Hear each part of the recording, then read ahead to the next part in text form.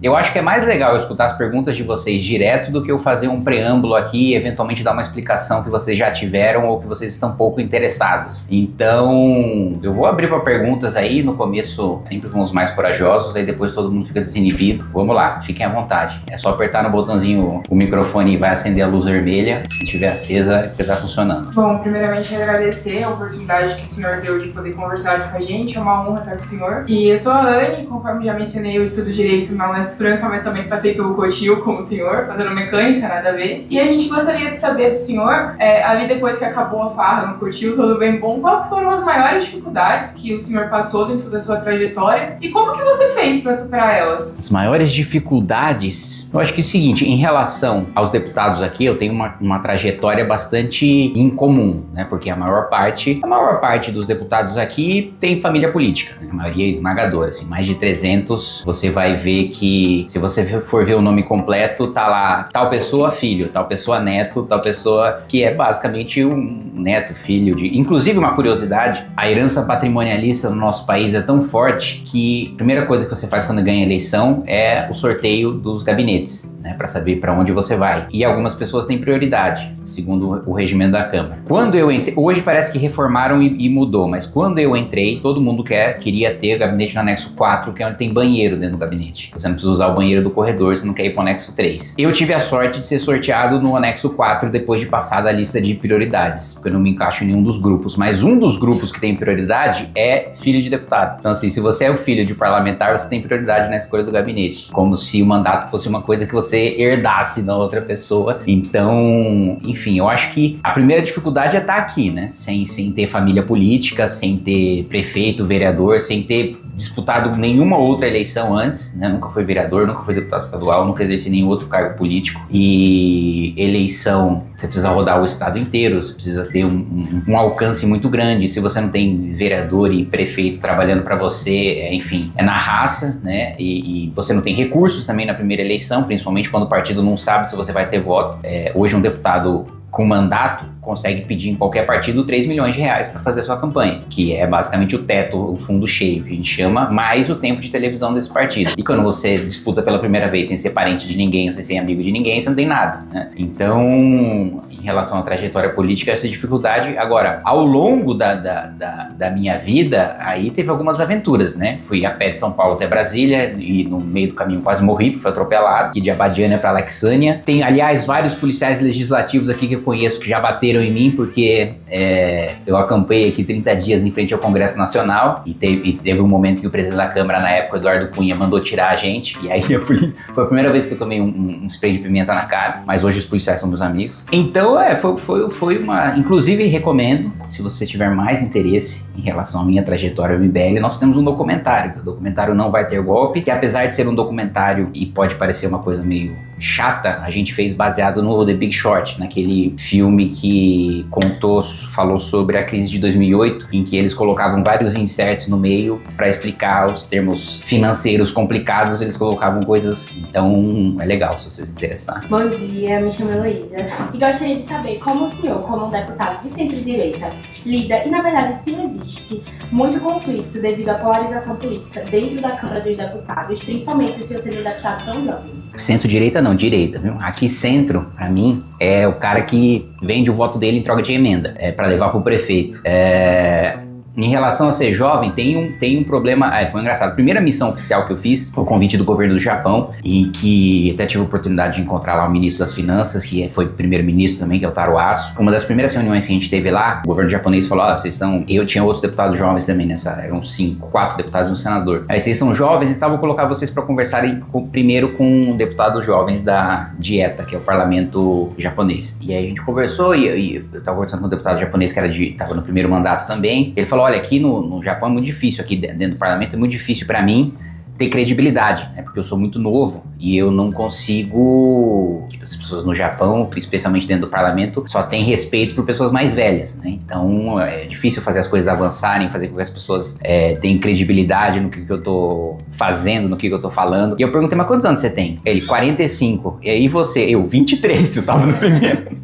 E ele, o que 23? 23 nem disputa aqui. Mas eu acho que quebrar a primeira barreira aqui sobre ser jovem, eu acho que é mostrar uma das coisas que gera respeito aqui dentro, apesar de não parecer nos microfones, pra quem chegou depois, eu tava até falando sobre as comissões temáticas que antes de praticamente todas as comissões temáticas têm um café da manhã. E no café da manhã é que a gente realmente decide. Quando vai pro microfone já tá tudo decidido. Vocês só acham que estão decidindo alguma coisa quando vocês estão assistindo a TV Câmara. Mas uma coisa que gera respeito aqui dentro é você ter profundidade na matéria em que você se dedica. É você saber do que você tá falando na sua bandeira. Porque, pra ser muito sincero, a maioria aqui não lê o que vota. Assim, olha, tem o painel aqui, ou lá no plenário da Câmara dos Deputados, tem as orientações de liderança. Os líderes de cada partido dizem pra votar sim, não, abstenção, obstrução. E aí ele olha pra orientação do líder e vota junto com o líder, né? A maior parte de fato não lê o que tá votando. Então, você saber, entender e especialmente uma coisa que me ajudou muito foi eu gostar muito de estudar o regimento. E isso também te dá poder aqui dentro porque te dá instrumentos para atrapalhar muito uma votação a ponto de querer negociar com você mesmo se você não tem voto, mesmo se você é minoria, né? Então, por exemplo, uma regra que eu usei ontem, que até tinha um deputado que tá no 3º mandato que falou, aprendi hoje, é o seguinte: depois que tem uma votação simbólica, que é aquela, todo mundo concorda para mesmo como se encontra, aí todo mundo ficou parado, provado.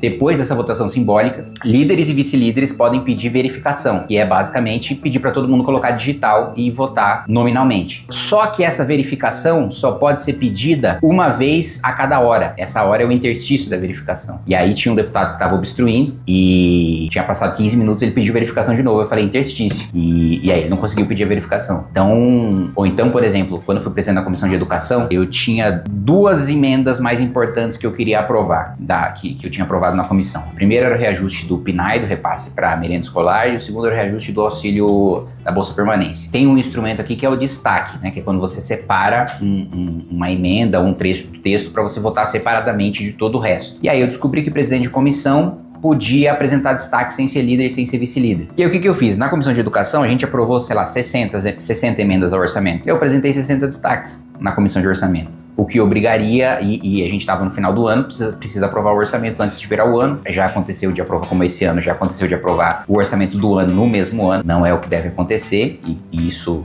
geralmente prejudica o governo, mas estava no finalzinho do ano, lá, sei lá, 15 de dezembro, precisava votar até o dia 20, e se votasse os meus 60 destaques, ia demorar pelo menos uns 3 dias, só para votar os destaques, sem votar os outros destaques dos outros deputados e sem votar o resto do mérito do orçamento. E aí eu não tinha maioria para aprovar. Só que aí com 60 destaques eu chamo o presidente da comissão e o relator, falei, o que você quer pra você tirar e deixar a gente votar? Eu falei, eu quero que aprove esses 2. E aí aprovaram os 2. Então, você supera, digamos assim, a falta de credibilidade no início, usando esse tipo de instrumento que te dá poder e respeito aqui dentro, mesmo que você não seja líder, mesmo que você não seja presidente de partido e não tenha outra influência. Bom dia, eu sou Sabrina, faço Direito na USP e eu gostaria de saber como foi a transição de ser um ativista político para um parlamentar, essa transição de ir para um lado mais formal e profissional da política, tendo que representar o interesse de uma grande maioria. Um dos fundadores do MBL estudou no Largo São Francisco e fundou o Resgate Arcadas. Não sei se o Resgate existe ainda, mas é o Renan que fundou e inclusive ele tomou um golpe lá e perdeu a presidência do 11. Mas em relação à transição de militante para parlamentar, o parlamentar tem você tem um peso e uma responsabilidade institucional maior. Então, por mais que em tese eu possa falar mais do que um cidadão comum por causa da imunidade, né? Você não pode ser penalizado criminalmente, civil ou criminalmente por palavras, opiniões e votos. Na prática, eu posso falar menos do que eu podia falar como militante, porque eu posso não ser responsável. Aqui isso está bem relativizado hoje, né? Mas em tese eu não posso ser responsabilizado judicialmente. Mas eu posso ser cassado, né? Politicamente eu posso ser responsabilizado por tudo que eu falo. Então, eu acho que primeiro tem essa diferença do peso institucional do cargo, que você não pode ter o mesmo discurso da militância. E o segundo ponto eu acho que é a questão da negociação. Você ter contato, você tem que... Todo mundo que constrói alguma coisa aqui dentro senta e conversa com todo mundo, de todos os partidos, independentemente da ideologia. É o que eu faço e é o que outros parlamentares que aprovam projetos fazem. E nisso, eu acho que você aprende muito no processo de negociação em como não aprovar o que você quer, mas chegar ao máximo possível daquilo que você quer aprovar ou fazer redução de danos. E aí, às vezes as pessoas pensam que tudo que é negociação aqui é picaretagem, né? É mala de dinheiro correndo para um lado e para o outro. Mas tem negociação do tipo do seguinte: sou contra um projeto, já aconteceu isso aqui algumas vezes. Eu sou contra o projeto, pessoalmente. Não tenho maioria para barrar, mas eu vou colocar 2 instrumentos de negociação aqui. Um instrumento de negociação é a obstrução. Eu atrapalhar a votação e fazer ela durar o máximo possível. Hoje está mais difícil porque a regra é você dar presença no plenário e você poder votar no celular. Então você pode estar na sua casa, você pode estar num evento, você pode estar com ministros, você pode estar fazendo qualquer outra coisa e votar no celular. Então está mais difícil de obstruir, porque antes, quando você precisava votar no plenário, quanto mais você arrastava a votação, mais, principalmente os deputados mais velhos, iam dormir, voltava para casa, se arrastava a votação até 2 da madrugada, não dava quórum, tinha que encerrar a sessão. Então, obstruir, mesmo que você não tenha maioria, te dava poder para negociar. Olha, eu não obstruo se você tirar isso, isso, isso. Mas se tirar isso do projeto, você vai votar a favor? Não vou, só não vou atrapalhar, eu deixo votar, mas voto contra e discurso contra. Outra coisa que já aconteceu uma vez e que eu achei engraçado até, foi, eu tava contra um projeto só que eu queria aprovar um relatório meu e tava fazendo uma pressão muito grande, não era nem pra eu não votar o projeto, não obstruir, tava fazendo uma pressão muito grande pra eu votar a favor. Eu tenho a menor condição de votar a favor, 0 chance de fazer isso. O máximo que eu posso fazer por vocês, e aí vocês deixam eu votar meu relatório, eu voto contra, mas eu não discurso. E aí, a deputada que era relatora na época falou o seguinte: tá bom, o seu silêncio já vale muito.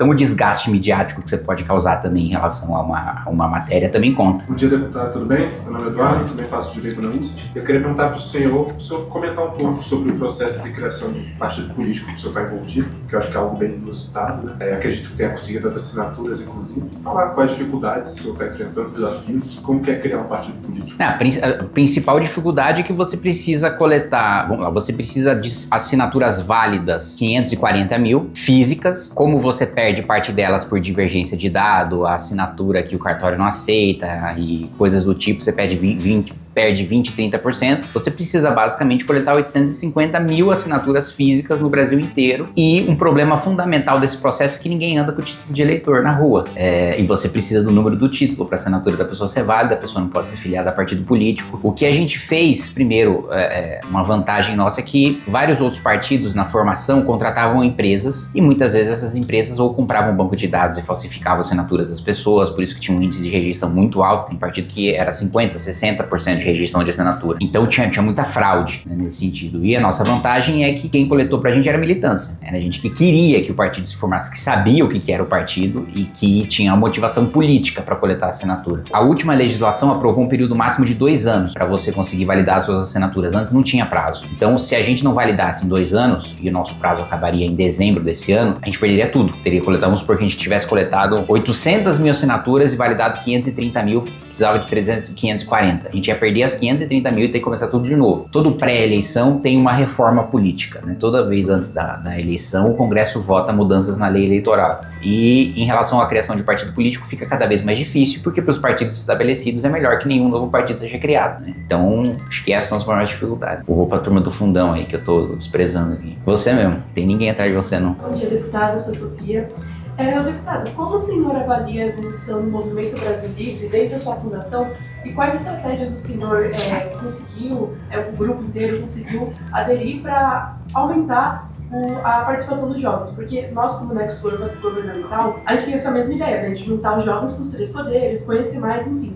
Então, eu acho interessante essa troca de ideias para até mesmo a gente conseguir aprimorar nossos conhecimentos, enfim, para conexão, enfim. Como o senhor avalia a sua evolução, a evolução do Movimento Brasil Livre? Olha, eu acho que o primeiro ponto, e eu acho que no Brasil a gente inaugurou essa fórmula de meme político. E qual que é o meme político? E que inclusive nós temos a profissão dentro da MBL de memeiro, que não é um cara multimídia, não é um cara de comunicação, é uma pessoa que junta 3 qualidades que são os 3 pilares do meme político que eu acho que nós fomos os primeiros a trazer para cá. Primeiro ponto, curadoria de notícia, né? Hoje você tem muitas notícias e você precisa de uma pessoa que saiba qual que é a notícia que o seu público quer ler, sabe qual que é a notícia que é importante para o seu público. Esse é o primeiro ponto, você vai noticiar alguma coisa. Segundo ponto, você vai incutir um valor, você vai fazer um juízo de valor em relação àquela notícia. Então, de acordo com a sua ideologia, qual que é a mensagem que você quer passar, qual que é a crença que você quer passar em relação àquela notícia que você selecionou de um universo de notícias. E o terceiro ponto, uma piada. Você precisa colocar alguma coisa engraçada, alguma coisa chamativa informativa, alguma coisa que faça rir, alguma coisa que desperte um sentimento naquela pessoa para conectar com aquela notícia que ela quer ler, mais aquele valor do qual ela coaduna, mais uma coisa que dê um aspecto que faça com que aquilo viralize. Então, acho que essa é a nossa fórmula básica. Tem muito de feeling também, tem muito de instinto, pela experiência que você passa, enfim, quanto mais tempo você tá, quanto mais conteúdo você publica, quanto mais testes você fez, testes entre aspas, né, porque são publicações reais, mais você tem a sensibilidade daquilo que vai rodar mais ou vai rodar menos. Eu acho que trazer jovens pra política, pra militância do movimento, foi uma coisa meio natural, porque nós somos jovens e naturalmente nós temos uma linguagem jovem, né? Às vezes perguntam, mas tem uma fórmula pra falar com o jovem? Não tem uma fórmula, a gente só fala, né? Porque a gente é jovem e sabe falar com outros jovens. Então, às vezes alguns deputados vêm aqui me pedir, mas você tem uma indicação, né, de um cara pra trabalhar na comunicação? Eu falo, não adianta eu te indicar um cara pra trabalhar na comunicação. Primeiro que se eu achar um cara bom, eu vou trazer pra MBL, não vou passar pra você. Segundo que não basta ter um bom cara de comunicação, você precisa trabalhar na sua comunicação, você precisa gravar vídeo, você precisa aprender a se comunicar. Não tem profissional que venda produto ruim. Então, vem um cara que se elege como prefeito e fala, cara, por que você quer gastar dinheiro com isso? Com comunicação? Ninguém vê o seu Instagram, sabe? Você tem um canal no YouTube que o seu último vídeo teve 3 visualizações, 3 mil, teve 3. Então, vai cuidar do seu prefeito. Então, acho que é isso. Deputado, como o senhor mesmo falou, né, na sua trajetória e tudo mais, o senhor não tem família na política, né, o senhor não parte de uma estrutura, assim, que pudesse, assim, já te favorecer de início, assim, para adentrar no mundo político, né. E eu vislumbro como o principal possibilitador de toda a sua trajetória, além dos esforços individuais e coletivos do MBL, a questão justamente das redes sociais que foram trazidas pela colega. E eu estava refletindo durante as suas falas sobre a questão de uma possível, eventual transição do meio atual de propaganda eleitoral, aquela questão da propaganda da televisão, a coisa do folder, né, do santinho e tudo mais. E se o senhor vislumbre que em algum momento a gente vai transicionar para um meio mais majoritariamente digital, né, que de fato já tem isso, né, a gente já tem a profissão do social media sendo cada vez mais importante dentro do meio político, né? A gente já tem pessoas que aquela figura daquela pessoa que acompanha o político para cima e para baixo, para fazer Instagram, Reels, Stories e tudo mais. E o senhor, como uma pessoa que já antes de ser político, já tinha essa participação muito forte nas redes sociais, inclusive hoje vai participar no debate lá do Vilela, né? Eu queria que o senhor discorresse um pouco mais sobre isso, sobre a questão dos podcasts de mesa, né? Que estão cada vez mais fortes no Brasil e já são praticamente, assim, maiores até do que algumas redes de televisão. E é isso. Eu acho o seguinte, em relação à eleição majoritária, principalmente de presidente, de prefeito e de prefeitos falando de grandes centros urbanos, a rede social já tem um papel, assim, quase de predominância. Tempo de TV e rádio ainda conta muito, assim. Principalmente para quem é de rede social e não atinge o público de TV e não atinge o público de rádio, vejo assim que durante a campanha, quando eu tenho tempo de televisão, pessoas que não têm o perfil do meu eleitor chegam e falam, vi você na televisão e gostei, eu vi você no rádio e gostei. Gente que não consome conteúdo político em rede social, então tem um peso grande ainda, é um canhão ainda você ter o tempo de TV e de rádio, mas eu acho que o debate majoritário já é bastante pautado por rede social, porque quando chega na eleição, né, assim, tem ondas, né, em rede social, né, de vez em quando as pessoas são especialistas em conflitos no Oriente Médio, de vez em quando são especialistas em decisões da Suprema Corte, de vez em quando são especialistas em eleições, e aí debatem muito e aumenta muito o engajamento em conteúdo político, então acho que para eleição majoritária já depende, o debate já está majoritariamente em rede social. Inclusive, muitas vezes o tempo de televisão serve para você viralizar em rede, porque uma coisa que a gente percebe com muita clareza, uma coisa é eu dizer uma coisa gravando uma selfie aqui, um vídeo agora e publicar no meu canal no YouTube. Outra coisa é eu dar uma entrevista pro Pedro Bial falando exatamente a mesma coisa e recortar. O fato de ter aparecido na televisão e ter um selo do Rede Globo embaixo faz viralizar na rede social, faz viralizar mais por 2 aspectos. O primeiro aspecto é, o cara falou isso na Rede Globo, uau. O segundo aspecto é, tá na televisão, tá no veículo oficial, então tem um sentimento maior de credibilidade do que só eu gravar um vídeo sozinho. Então, mesmo tempo de televisão, ou então ainda que eu não esteja especificamente em nenhum canal, que eu tô usando tempo genérico de televisão de eleição, só do fato as pessoas vão falar, puta, ele colocou isso na televisão. Então, assim, uma coisa pessoalmente que rodou muito na minha última eleição foi eu ter colocado na televisão meu jingle baseado em Attack on Titan. Que aí, quem assistia Attack on Titan fala, não acredito. Eu tava comendo com a minha mãe e aí, de repente, eu comecei a ouvir a abertura de anime na televisão e vi que era um jingle. Então, tem um peso grande. Agora, eu acho que vai demorar muito tempo para esse peso ser majoritário pro Congresso Nacional, porque nós somos um país muito pobre. Quanto menor, tem estudo mostrando que quanto menor a cidade, mais pobre a cidade, maior a propensão daquela pessoa votar no deputado do Centrão, que é a maioria aqui na Câmara. Eu diria que 350 deputados são do Centrão. E o que eu chamo de Centrão é basicamente o sujeito que é base do governo desde o Sarney até passando por Bolsonaro até o Lula, né? Então, ontem o cara era vice-líder do governo Lula, vice-líder do governo Bolsonaro, hoje ele é vice-líder do governo Lula, em troca de emenda para sua base. E eu acho que isso vai permanecer durante um bom tempo, porque as pessoas não sabem qual que é a função de um deputado e acham que quando o deputado está inaugurando uma creche, um asfalto na sua rua, um hospital, ele está trabalhando e exercendo seu papel de deputado. Não é o papel de deputado, é de prefeito, governador e presidente da República. Mas essa é uma lógica majoritária e que ganha cada vez mais força aqui, basta ver o quanto as emendas avançam. Quando eu entrei aqui, só falando de emenda impositiva individual, que é o que todos os parlamentares indicam que o governo é obrigado a executar, independentemente de você base, governo, oposição, que é, enfim, é emenda que todo mundo tem igual, o mesmo valor, e é aqui que você entra agora, aqui em categoria e Câmara, você vai ver onde eu mandei as emendas. As emendas impositivas eram 15 milhões de reais por ano, podia indicar 15 milhões de reais por ano no estado de São Paulo. Hoje eu posso indicar 40 milhões, sim, é do mandato pro outro, mais do que dobrou. E eu tô falando das individuais. Quem vota com o governo, isso mais do que triplicou, quadruplicou do governo Bolsonaro agora pro governo Lula, e é uma lógica que vem já de algum tempo. Principalmente, eu acho que majoritariamente de 1 a 1 até hoje, que o salto de emenda foi maior. Próximo.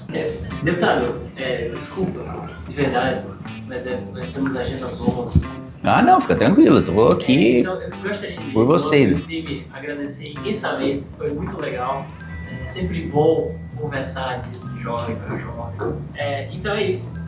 A gente pode tirar uma foto? Claro, R$10.